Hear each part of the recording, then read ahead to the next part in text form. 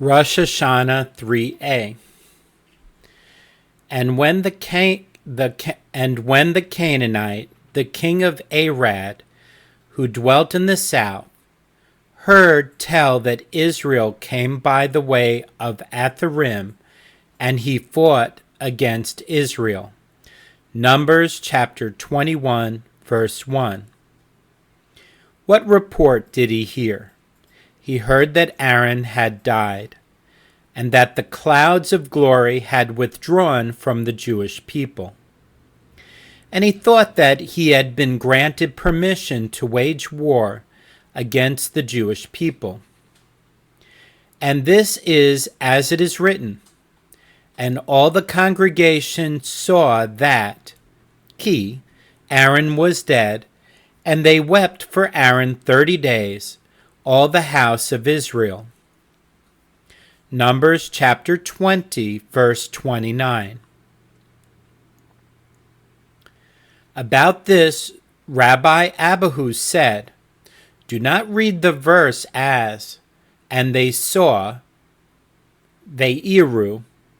Rather read it as, and they were seen, Veyira u, by others, because the cover of the clouds of glory had been removed from them. And the next word, that, should be understood as meaning because, in accordance with the statement of Reish Lakish.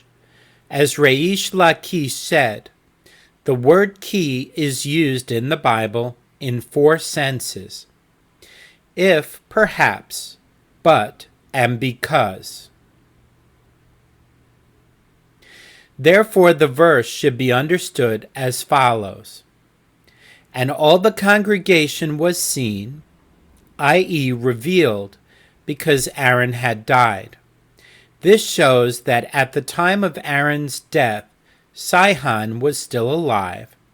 Perforce, Moses' oration, which was delivered after he had slain Sihon, must have occurred later. The Gemara raises an objection against this proof. Is it comparable? There the verse is speaking of Canaan, king of Arad, whereas here the verse is speaking of Sihon. What proof, then, can be brought from the one with regard to the other? The Gemara explains, a sage taught in a Bereta. All 3 names are referring to the same person. He is Sihon, and he is Arad, and he is also Canaan. He was called Sihon because he was similar in his wilderness to a foal, Seah, in the desert, and he was called Canaan after his kingdom, as he ruled over the Canaanite people. And what was his real name? Arad was his name. Some say an alternative explanation. He was called Arad because he was similar to a wild ass, Arad, in the desert, and he was called Canaan after his kingdom. And what was his real name? Sihon was his name. The Gemara raises another question. Granted, when counting the years from the exodus of Egypt, Av and the following Shivat are both part of the same year. But it has not been established that the counting of years from the Exodus is specifically from Nisan. Say that the new year for this purpose is in the following month, the month of Iyar. The Gemara rejects this proposal. It should not enter your mind to say this, as it is written, and it came to pass in the 1st month, in the 2nd year, on the 1st day of the month, that the tabernacle was established. Exodus chapter 40, verse 17. And it is written, "And it came to pass in the 2nd year, in the 2nd month, on the 20th day of the month, that the cloud was taken up from over the tabernacle of the testimony." Numbers chapter 10, verse 11. It may be argued as follows, from the fact that when the Bible speaks of Nisan, which is the 1st month, it calls it the 2nd year, and when it speaks of the following Iyar, which is the 2nd month, it also calls it the 2nd year.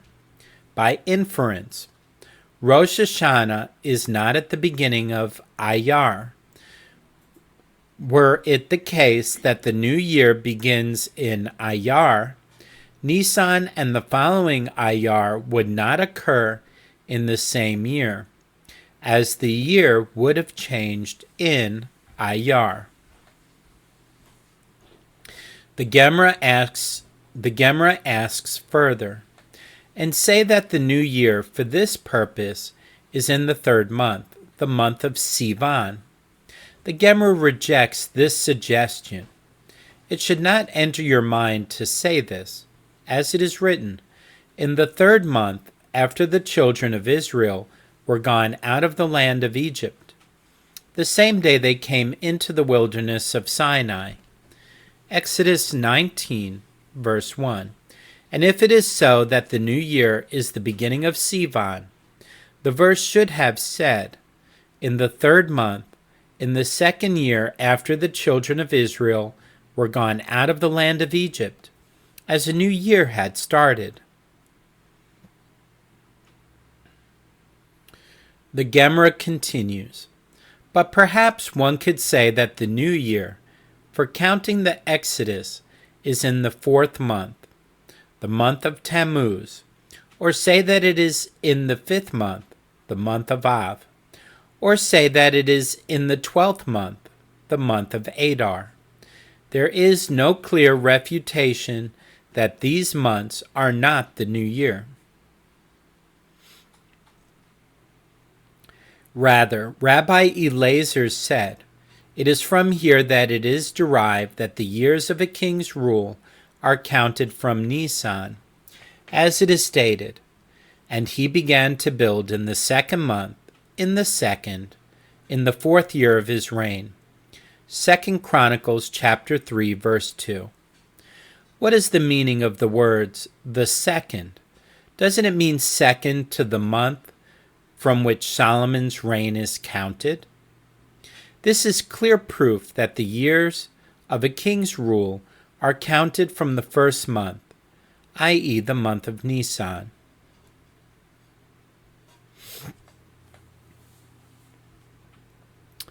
Ravina strongly objects to this.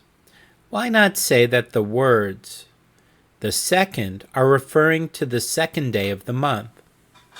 The Gemara answers, if so, it should have explicitly stated, on the 2nd month, as that is the formulation usually used in the Bible to refer to a specific day of the month.